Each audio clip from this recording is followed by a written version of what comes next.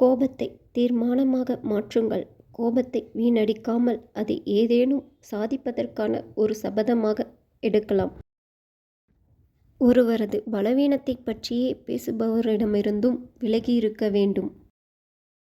அவநம்பிக்கையாக பேசுபவர்கள் மற்றும் தனது நிலை பற்றி எப்போதும் கவலை கொண்டு புலம்புபவர்களிடமிருந்து விலகி இருங்கள். முட்டாள்கள் மற்றும் சோம்பேறிகளுடன் சகவாசம் வைக்க வேண்டாம்.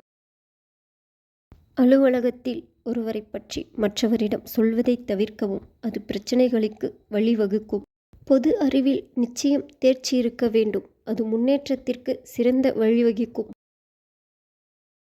உங்கள் உடல்நிலை குறித்து நெருக்கமானவர்கள் தவிர வேறு யாரிடமும் சொல்ல வேண்டாம். அது எதிர்மறை விளைவுகளை உண்டாக்கும். யாரிடமும் உங்கள் இலக்குகளைப் பற்றி சொல்லாதீர்கள். சிலர் அதை புகழ்ந்தாலோ அல்லது மாற்றவோ முயற்சித்தால் உங்கள் லட்சியம் வீணாகிவிடும். எனவே இலக்கு மற்றும் அதை அடையும் வழிமுறைகள் இரகசியமானவை. நீயே காப்பாற்ற முடியாத உன் இரகசியத்தை மற்றவர்கள் ஒருபோதும் காப்பாற்ற மாட்டார்கள்.